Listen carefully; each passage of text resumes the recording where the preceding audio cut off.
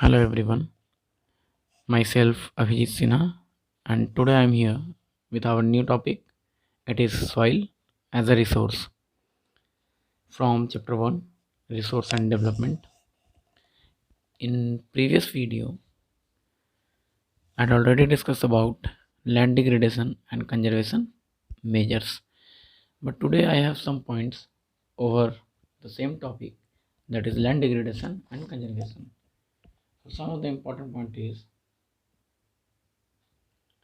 in page number 7, before soil as a resource.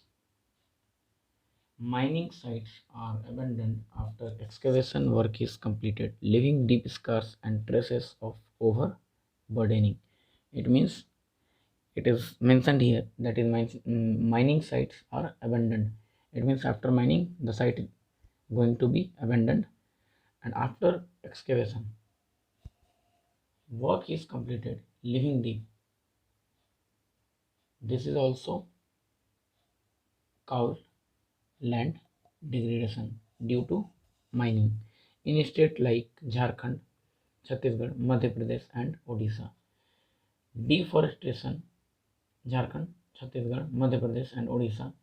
Deforestation due to mining have caused severe land degradation. It means the state like Jharkhand, Odisha, Chhattisgarh, land degradation caused by two measures or two factors. It is mining and deforestation. Next one is in states like Gujarat, Rajasthan, Madhya Pradesh, and Maharashtra, overgrazing is there, and it is the one more or main reason for land degradation. It means overgrazing is where it is in Gujarat, Rajasthan, Madhya Pradesh, and Maharashtra. In states like Punjab, Haryana, Western Uttar Pradesh, over irrigation is responsible for land degradation due to waterlogging, leading to increasing salinity and alkalinity.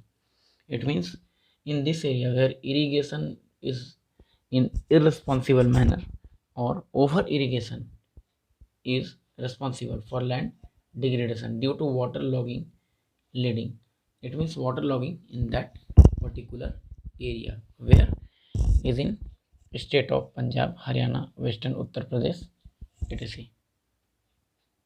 Now next is the mineral processing like grinding of limestone for cement industries and calcite and soapstone for ceramic industries generate huge quantity of dust in atmosphere, or these huge quantity of dust also deposited over the top layer of the soil, and it degrade the quality of soil. It retards the process of infiltration of water into the soil after it settles down on the land. It means if these dust particles settle down on the land area or on the top layer of the soil, it retard the process of infiltration. इससे filtration का जो process है वो retard हो जाता है, रोकता है उसको. अगर सॉइल फाइन हो या प्योर हो तो वो आसानी से वाटर सीपेज हो सकता है वहाँ पे, बट अगर उसके ऊपर डस्ट बैठ जाए या सीमेंट का डस्ट बैठ जाए या फिर कुछ और पेबल्स स्टोन्स कुछ ऐसा उस पर डिपॉजिट हो जाता है, तब क्या होगा, सॉइल इजी फिल्ट्रेशन प्रोसेस को रिटार्ड कर देता है. Now next is in recent years industrial effluents as waste have become a major source of land and water pollution in many parts of the country, and it also leads or caused water pollution. There are many ways to solve the problems of land degradation. Afforestation, proper management of grazing can help to some extent. Planting of shelter beds of plants, control on overgrazing, establishment of sand dunes by growing thorny bushes are some of the methods to check the degradation in arid regions or arid area. Proper management of wasteland, control of mining activities, proper discharge of and disposal of industrial effluents and waste after treatment can reduce land and water degradation in industrial and suburban areas. So in this paragraph, we have to study about land degradation and conservation measures both. Previous video I had already discussed about this, but some important point is necessary to discuss. Now come to the soil as a resource. Soil is the most important renewable natural resource. It is a medium of plant growth and support different types of living organisms. It means soil provide areas or shelter for plant growth and also for living organism. Soil is a living system. It takes millions of years to form the soil up to a few centimeters in depth. It means a few centimeters of soil taking millions of years to form. Relief, parent rock or bedrock, climate, vegetation, and other forms of life and time are important factors in the formation of soil. It means in the formation of soil, we have already read about in class 8, that is formation of soil, which factors is responsible. That is relief features, it is land masses, parent rock or bedrock, climate, vegetation. Climate में rainfall and sunlight आएगा. Next one is vegetation and other forms of life and time are important factors. Other forms of life, it means decaying part of dead animals and plant. And next is time are also important factors. Why? Because millions of years soil take to form up to few centimeter. Now next is various forces of nature such as change in temperature, actions of running water, wind and glacier, activities of decomposers etc. contribute to the formation of soil. These are the also factors responsible for soil formation. Chemical and organic changes which take place in the soil are equally important. Soil also consists of organic, humus and inorganic materials. It means soil में दो तरह का factors होता है, एक organic जो कि living होता है, ह्यूमस ऑर्गेनिक होता है जो कि ह्यूमस होता है, सड़ा गला अवशेष जिसको कहते हैं, decaying decompose and inorganic materials. Now come to the point, classification of soil. Before we are going to discuss about classification of soil, here it is worth mentioning that to discuss about types of soil, we have two types of soil. First one is fertile and second one is infertile. अब इसी दो types of soil को, fertile को और infertile को classified किया गया है. जैसे ऑलरेडी हम लोग रिसोर्सेज में पढ़े थे, टाइप्स ऑफ रिसोर्सेज दो, नेचुरल एंड ह्यूमन रिसोर्स, और उसको फिर डिवाइड किया गया, क्लासिफाइड किया गया on the basis of origin, on the basis of occurrence, on the basis of exhaustibility, on the basis of development, on the basis of ownership. Same as it is types of soil, we have two types of soil, fertile and infertile, but these two types of soil classified into 5 to 6 groups or 5 to 6 types. Now come on to the classification of soils. First one is alluvial soil.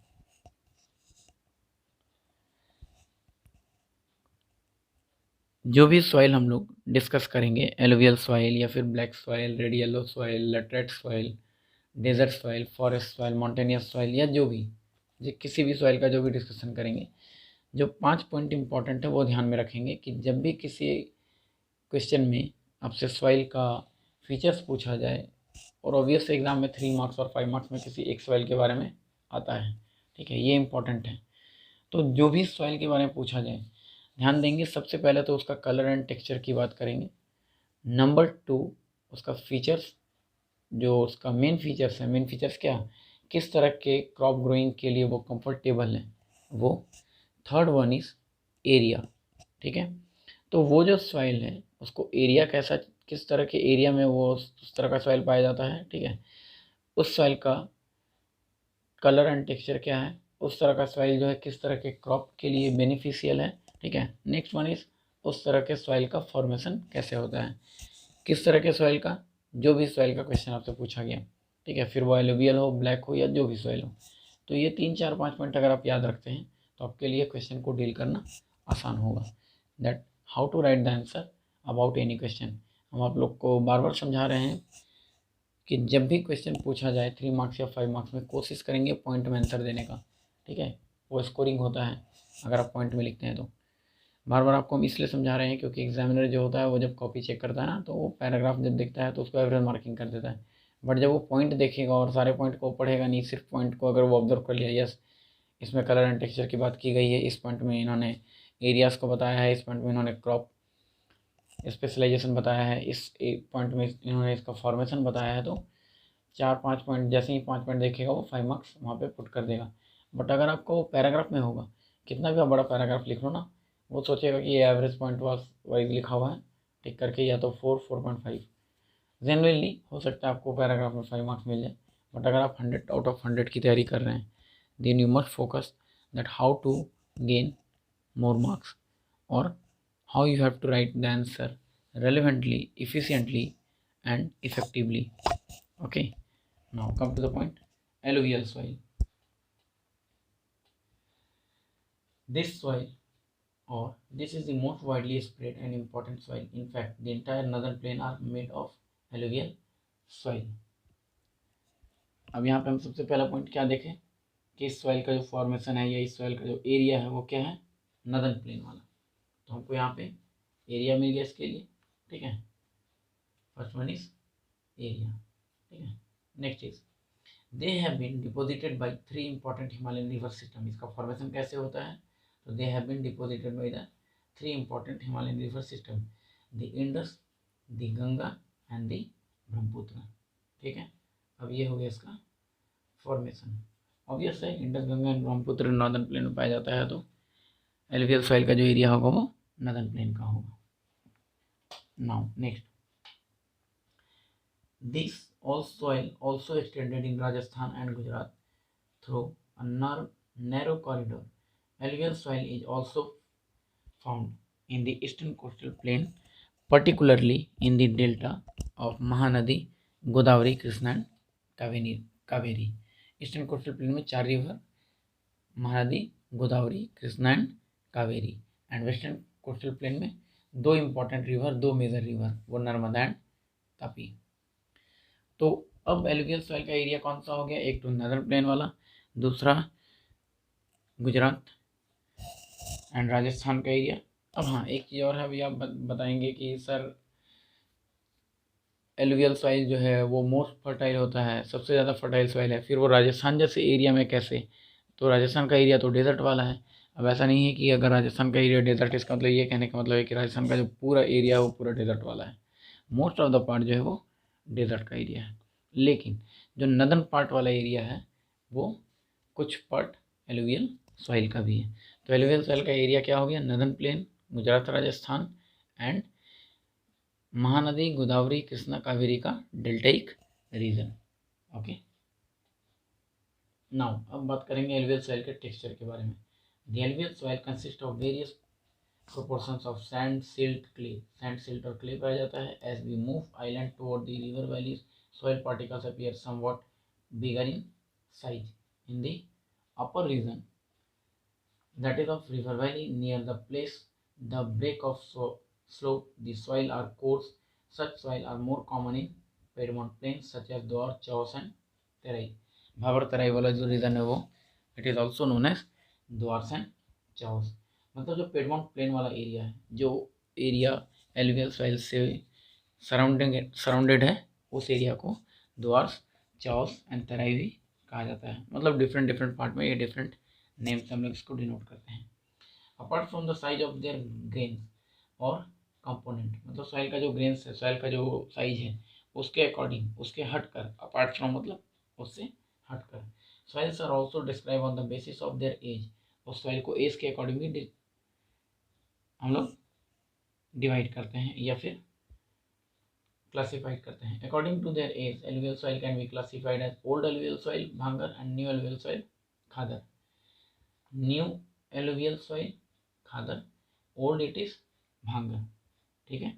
Khadar new होगा, भांगर old. याद कैसे रखेंगे कि खादर LMN, N for new alluvial soil. तो थोड़ा सा को रिलेट करेंगे याद करने के लिए, किसी भी चीज़ को वो ज़रूरी है, रटने की कोशिश करेंगे तो वो याद नहीं होगा, एग्जाम के टाइम पे भूल जाओगे फिर प्रॉब्लम है।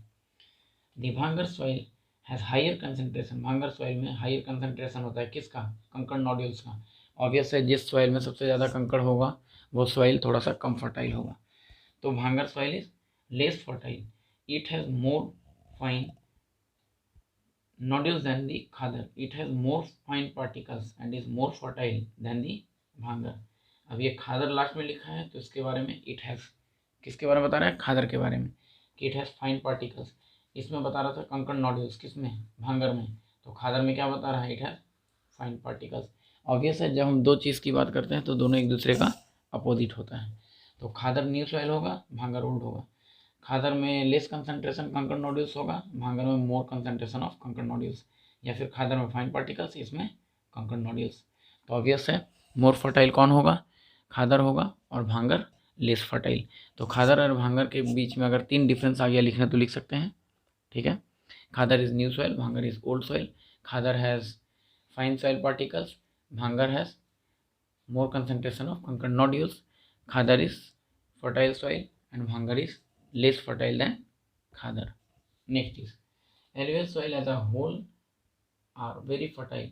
Mostly this soil contains adequate proportion of potash, phosphoric acid and limestone which are ideal for the growth of sugarcane, paddy, wheat and other cereals and pulse crop।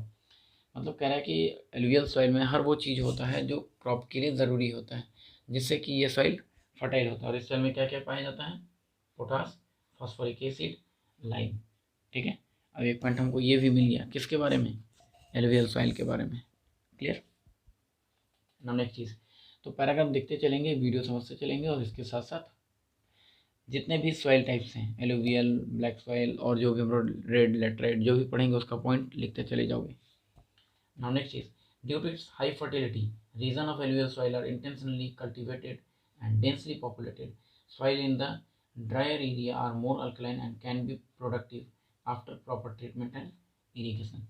अगर कोई soil drier area वाला है तो उसको proper treatment and irrigation के साथ हम उसको productive बना सकते हैं, ठीक है।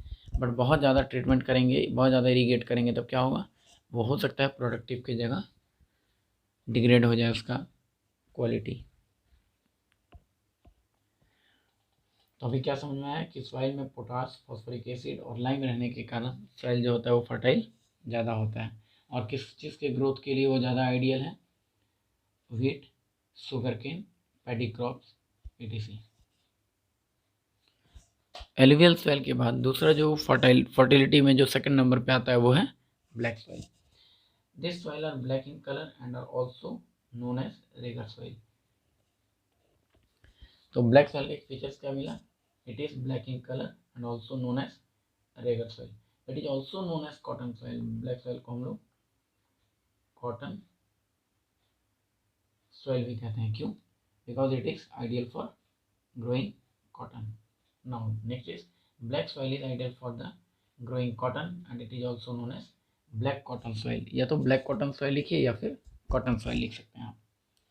now next is, it is believed that climatic condition along with the parent rock material are the important factors for the formation of black soil। अब ब्लैक सॉइल के फॉर्मेशन के लिए क्या ज़रूरी है, तो it is believe that the climatic condition along with the parent rock material, मतलब parent rock जो होता है उसके उस मटेरियल के साथ क्लाइमेटिक चेंजेस का होना ज़रूरी है, are the important factor for the formation of black soil. This type of soil is typical of Deccan trap area. मतलब ब्लैक सॉइल का एरिया कौन सा होगा, डेकन ट्रैप वाला, इट मीन्स डेकन प्लेटू वाला जो रीजन है सदर्न पार्ट, वो region spread over north west Deccan, north west Deccan part का north west area, and is made up of lava flows. और इसका फॉर्मेशन कैसे होता है, लावा फ्लोज से। They cover the plateau of Maharashtra, Saurashtra. अब हम लोग यहाँ पे देखेंगे जब वो डेकन ट्रैप कह रहा है और नॉर्थ वेस्ट रीजन कह रहा है, मतलब डेकन प्लेन का एरिया कौन सा, डेकन प्लेट्यू का रीजन, जो हम ऑलरेडी आपको बता चुके हैं कि ये रीजन पूरा पेनिनसुलर प्लेट्यू वाला होता है, ठीक है। इसमें से यहाँ वाला एरिया जो होगा वो छोटा नागपुर प्लेट्यू, यहाँ का एरिया मालवा प्लेट्यू, मध्य प्रदेश वाला रीजन, और उसके बाद जो एरिया होता है वो डेक्कन ट्रैप मतलब डेक्कन प्लेट्यू। इस डेक्कन प्लेट्यू का नॉर्थ पार्ट मतलब ये, वेस्ट पार्ट मतलब ये, तो that is north western part जो होगा वो black soil is here and north western part comprise of black soil. अभी जब ये बता रहा है कि ये एरिया ब्लैक सॉइल का है तो कौन सा एरिया होगा, तो यहाँ देखेंगे स्टेट महाराष्ट्र है, ठीक है। एरिया कौन सा होगा, ऑब्वियस है डेक्कन प्लेट्यू का नॉर्थ वेस्टर्न पार्ट बोल रहा है, तो थोड़ा सा मालवा रीजन भी होगा, ठीक है। मध्य प्रदेश का रीजन भी आ जाएगा, छत्तीसगढ़ का रीजन भी इंक्लूड होगा, and extended in the south eastern direction, और थोड़ा सा ये साउथ ईस्टर्न रीजन में भी स्प्रेड होता है, या फिर वहाँ तक का एरिया में भी ये एक्सटेंड करता है। तो ऑब्वियस है साउथ ईस्टर्न एरिया में कौन सा स्टेट होगा, तमिलनाडु वाला रीजन, ठीक है। Now next is it is along with Krishna valleys. थोड़ा सा आप लोग जब भी इस चीज़ को स्टडी करेंगे ना, एक चीज़ बता दे रहे हैं कि मैप साथ में रखोगे जिसमें आपको स्टेट लोकेट किया हुआ हो, और उस मैप में पहले से ईस्ट वेस्ट नॉर्थ साउथ को लोकेट कर लेंगे। जैसे प्लेट्यू वाला रीजन शुरू किया तो उसको डेक्कन प्लेट्यू, छोटा नागपुर प्लेट्यू, मालवा प्लेट्यू, उसमें थोड़ा थोड़ा हाईलाइट कर लेंगे ताकि आपको क्लियरली बहुत कुछ समझ में आ जाए, ठीक है। नाउ नेक्स्ट इज मैप के थ्रू स्टडी करते चलेंगे। The black soil are made up of extremely fine clayey material. They are well known for their capacity to hold moisture. अब ये moisture को hold करता है. In addition, they are rich in soil nutrients such as calcium carbonate, magnesium, potash and lime. उसमें क्या था, potash था, phosphoric acid था एंड लाइम। इसमें कुछ एडिशनल है, वो है calcium carbonate and magnesium. This soil are generally poor in phosphoric content. इसमें क्या होता है, एलुवियल वाला जो कंटेंट है वो इसमें कम होता है, तो that's why it is less fertile than alluvial soil but more fertile than other soil. अभी क्या है कि कुछ पॉइंट को हाईलाइट करते चलेंगे क्योंकि इसी से 1 मार्क्स क्वेश्चन जो होता है ना वो इंटरनल से ज़्यादा होता है। तो जैसे अभी आपसे हो सकता है कि फिल इन द ब्लैंक्स में दे दे कि वो कौन सा सॉइल है जिसमें कैल्शियम कार्बोनेट ज़्यादा होता है।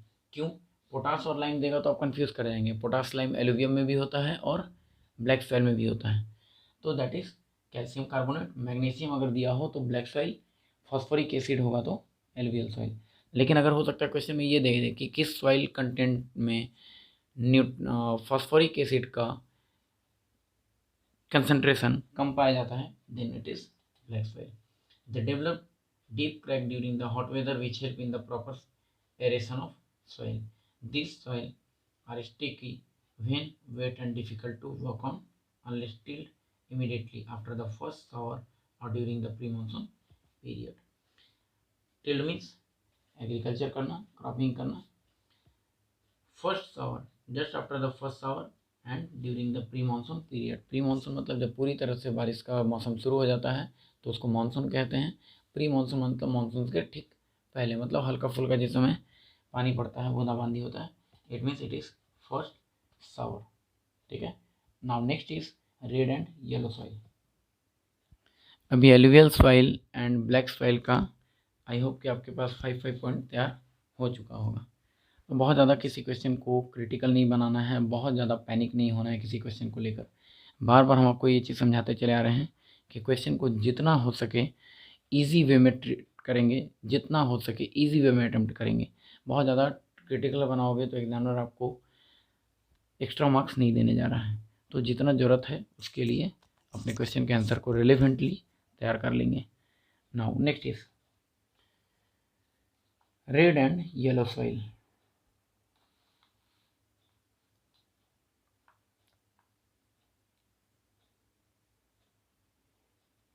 Red soil develop on crystalline igneous rock in areas of low rainfall in the area eastern and southern part of Deccan Plateau. Deccan Plateau का eastern and southern part.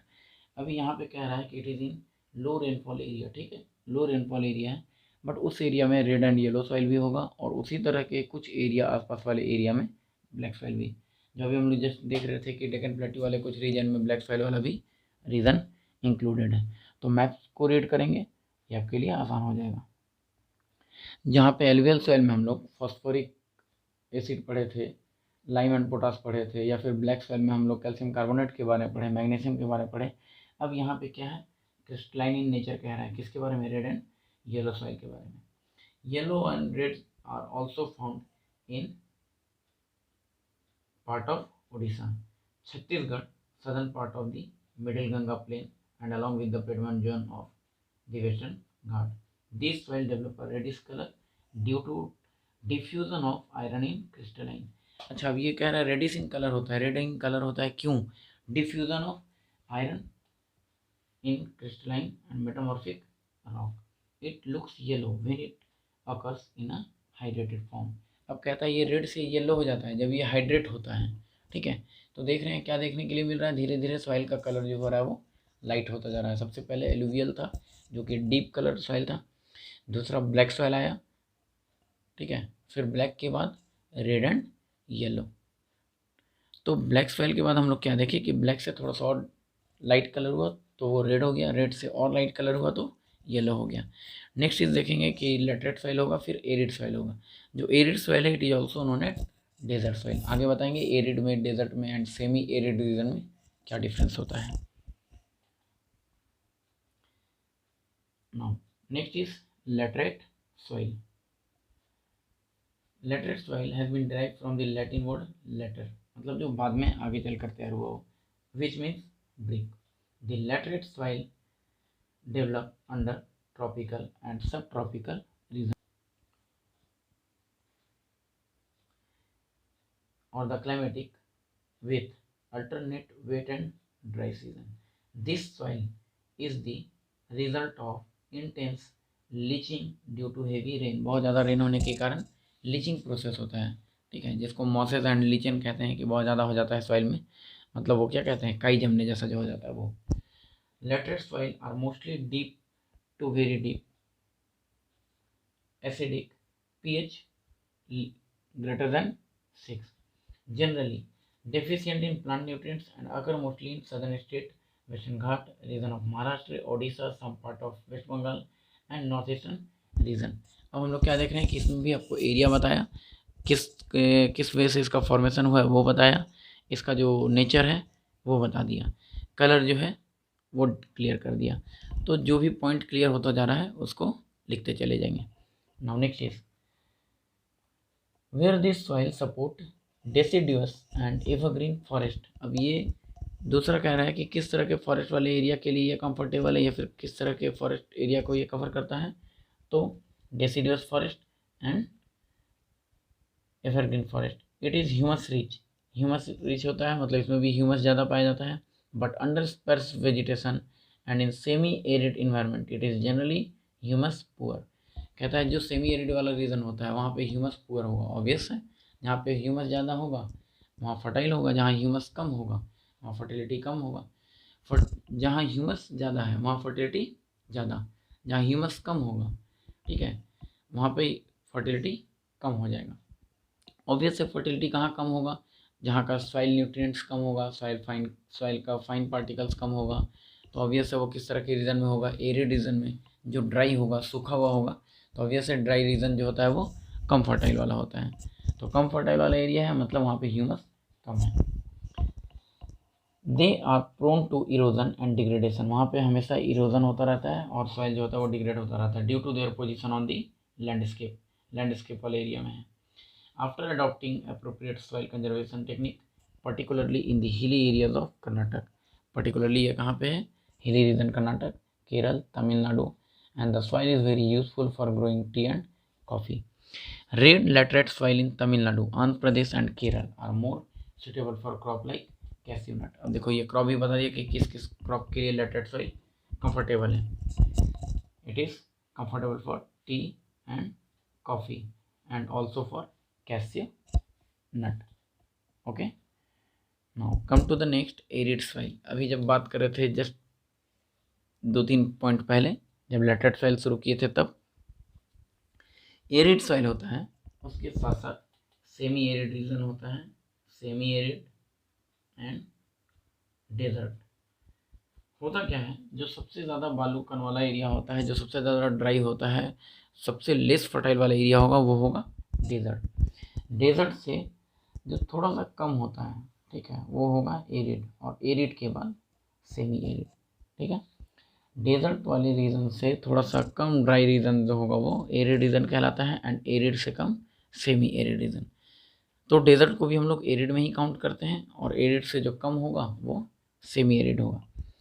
Arid soil range from red to brown in colour.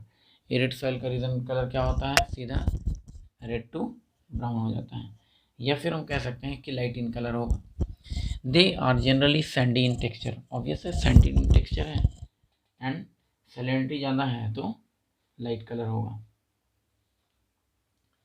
In some areas, the salt content is very high and the common salt is obtained by evaporating the water. इस तरह के area के अगर water को हम evaporate करते हैं तो सॉइल हम वहाँ से ऑब्टेन कर सकते हैं। Due to dry climate and high temperature evaporation is faster and the soil like humus and moisture.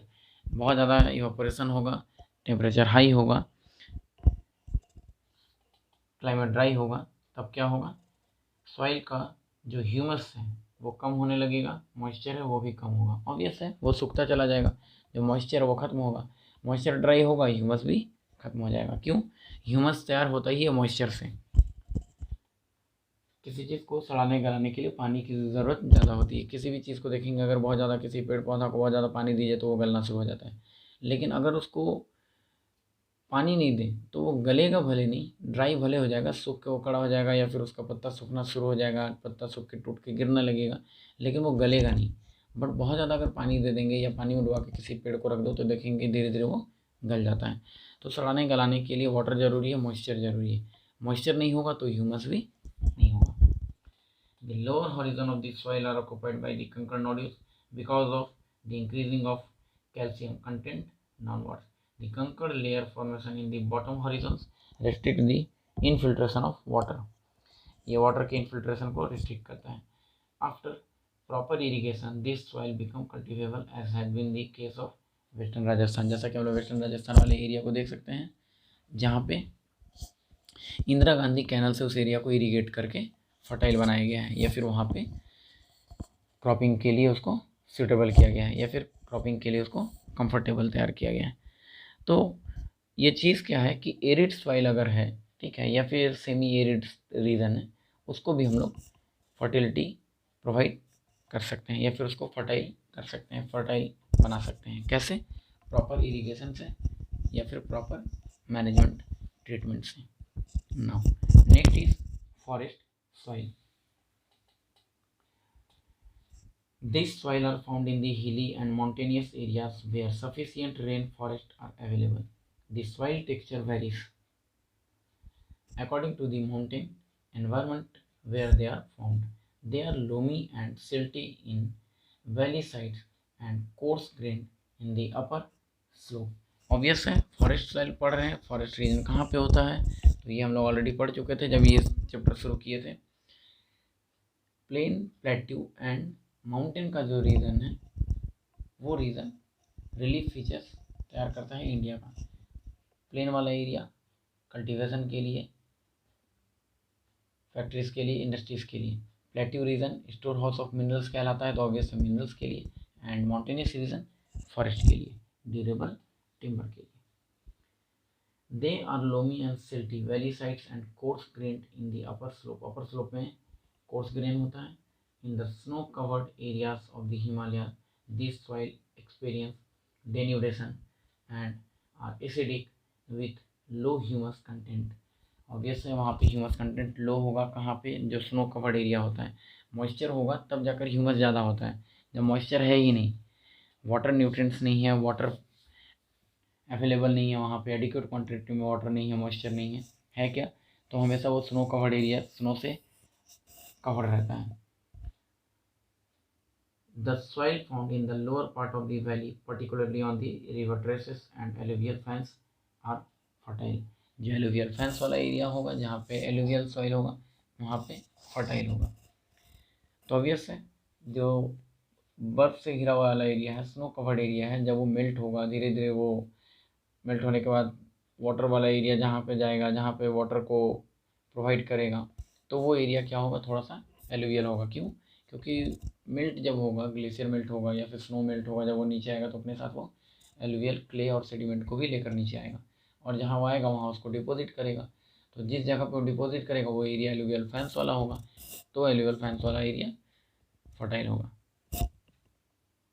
Now next is soil erosion and soil conservation. Soil Eros कैसे होता है और उसको कंजर्व करने के लिए क्या करना चाहिए।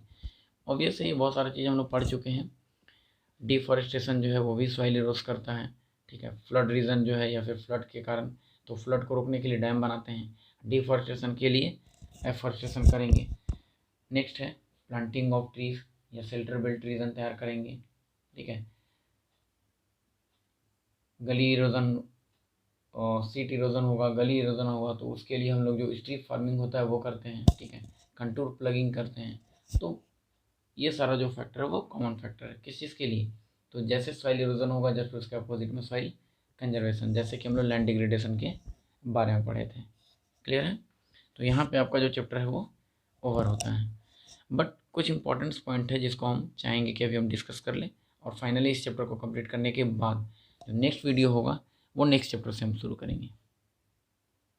यहाँ पे कुछ पॉइंट दिया हुआ है जो कि बता रहा है कि सॉइल इरोजन के लिए क्या क्या फैक्टर जो है रिस्पॉन्सिबल है। Deforestation, overgrazing, construction and mining, while natural forces like wind, glacier, water lead to soil erosion. मतलब यहाँ पे नेचुरल फैक्टर भी है और मैन मेड फैक्टर भी रिस्पॉन्सिबल है इस चीज़ के लिए, ठीक है। Now next is the running water cuts through the clay soil. Running water जो होता है वो कट करता चलता है, अपने रास्ते को काटता चलता है soil and make deep channel as a gully. जैसे हम लोग हिंदी में वर्ड सुने हैं, गली होता है। गली क्या होता है, दो घर के बीच में या फिर जो एक टाउन जैसा एरिया है उसके बीच में जो पतला सा रास्ता होता है उसको गली कहते हैं। तो यहाँ पे भी वही कह रहा है, जब वाटर फोर्स के रिवर जो है फोर्स के साथ जब बहते हुए नीचे आती है तो अपने रास्ते को काटते हुए चलती है, तो जब वो डीप चैनल के रूप में उसको काट देती है देन इट इज कॉल्ड गली। The land become unfit for cultivation. Obvious है, वो चैनल के ये में वे में कट गया है, वो वहाँ से मिट्टी ही हट गया है, तो फिर वो फर्टाइल होगा कैसे। So it is unfit for cultivation. Next is and it is known as badland. अब वो बैडलैंड में कन्वर्ट हो जाता है। In the Chambal basin such as land are called ravines. इस तरह के लैंड को रवाइंस कहते हैं। कहाँ वाला एरिया को, इन द चंबल बेसिन।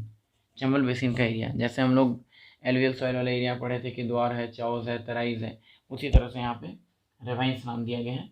गलीस को बैडलैंड और रेवाइंस के रूप में डिनोट किया गया। Next is sometimes water flows as a sheet over large area down a slope. जब एक सीट के रूप में वाटर जो है वो इरोज करता है, मतलब एक पूरे लेयर को इरोज कर देता है। जैसे मान लेते हैं रिवर जो है वो फ्लो के साथ पूरा बहते आ रही है यहाँ से लेकर इस फ्लो में, और ये पूरे एरिया को अगर वो क्लीन कर दे इस तरह से, तो वो क्या होगा, एक लेयर के रूप में उसको हटा देती है। Then it is called in such cases the top soil is washed away. Top soil पूरा का पूरा वॉश हो जाता है। वॉश होना मतलब इरोज हो जाना। This erosion is known as sheet erosion, मतलब एक सीट के रूप में हट जाना, सॉइल का इरोज होना, it is called sheet erosion. Wind blows loose soil of flat और sloping land known as wind erosion. Wind के द्वारा अगर इरोजन होगा तो सीट इरोजन ही होगा, बट अगर वो विंड के द्वारा होता है then it is called wind erosion. तो ये बता रहा है इरोजन का टाइप, ठीक है। जैसे गलीज इरोजन है, गली के रूप में इरोज हो गया, उसी को बैडलैंड कह दिया गया, उसी को रेवाइंस कह दिया गया। Next is sheet erosion and wind erosion.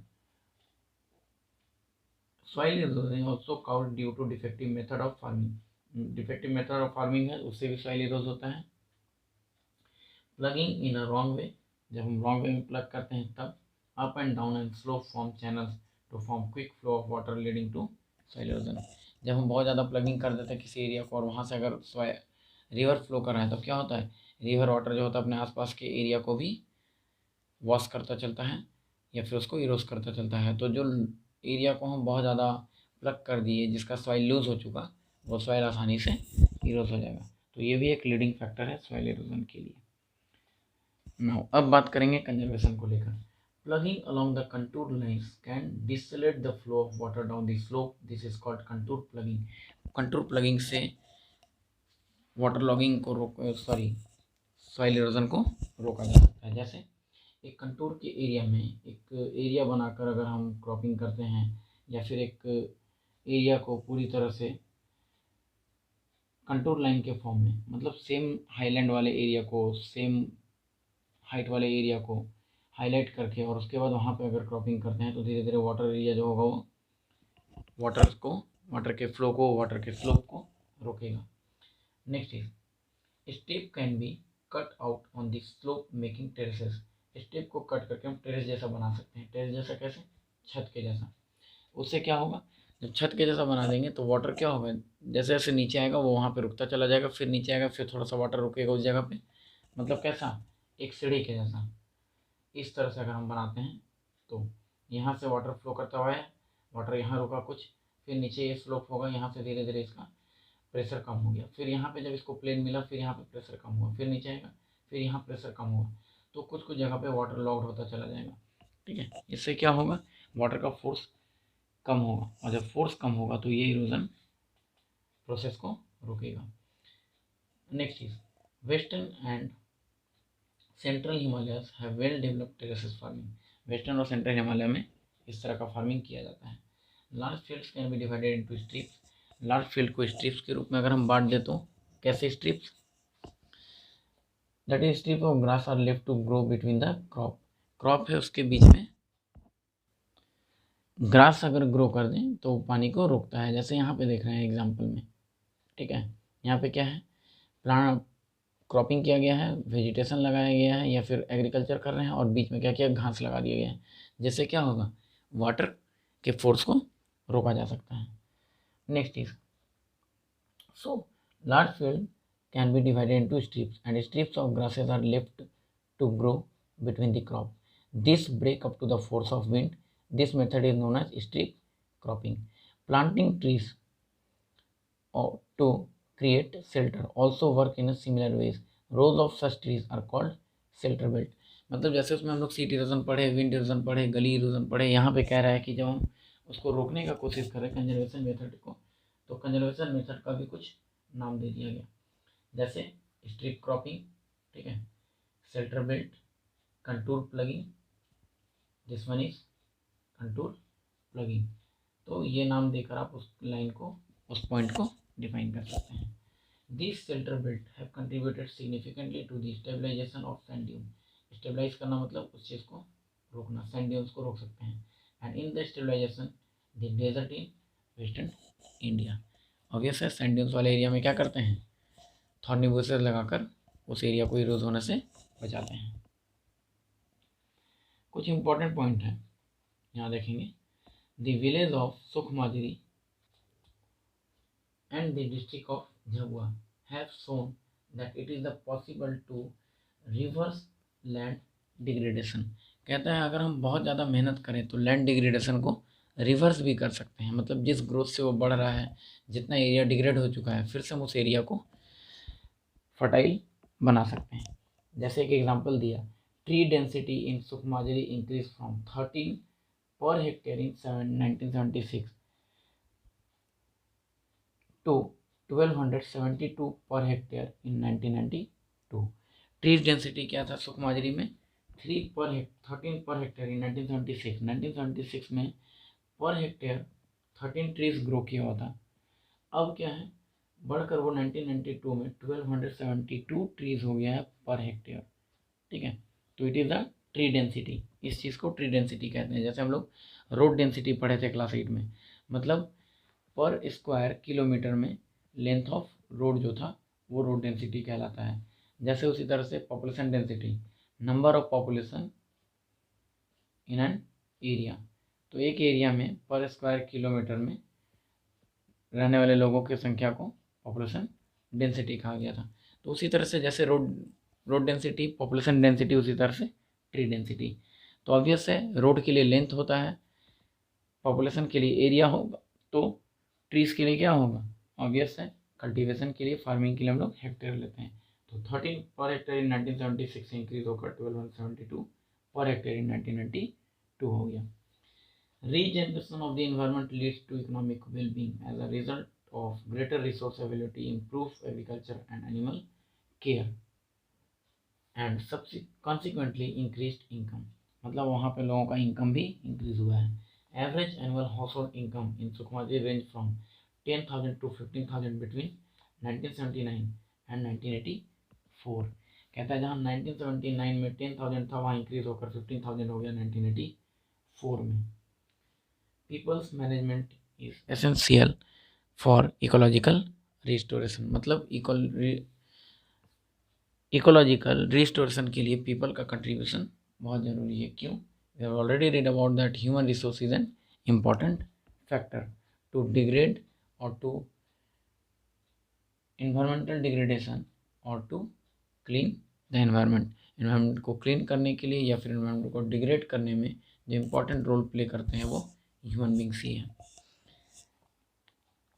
With people being made the decision makers by the Madhya Pradesh government, 2.9 million hectares और about 1% of India's land area are being greened across the state through watershed management. ये मध्य प्रदेश state के द्वारा decision लिया गया था कि पूरे peoples जो है वहाँ के जो पॉपुलेशंस है वो इस काम को करने के लिए आगे आएंगे। किस काम को? इन्वायरमेंटल मैनेजमेंट के लिए। और वहाँ पे इस काम को करके दिखाया गया। That is Madhya Pradesh government 2.9 million hectares और about 1% of the India land area are being green. India का लगभग 1% लैंड एरिया को ग्रीन किया गया। तो इस चैप्टर में इतना ही था। जो मेन पॉइंट है वो ऑलरेडी हम लोग डिस्कस कर चुके हैं। नेक्स्ट हम लोग नेक्स्ट वीडियो में जो चैप्टर हमारा सिलेबस में होगा उस चैप्टर से शुरू करेंगे। Okay, thanks to all of you.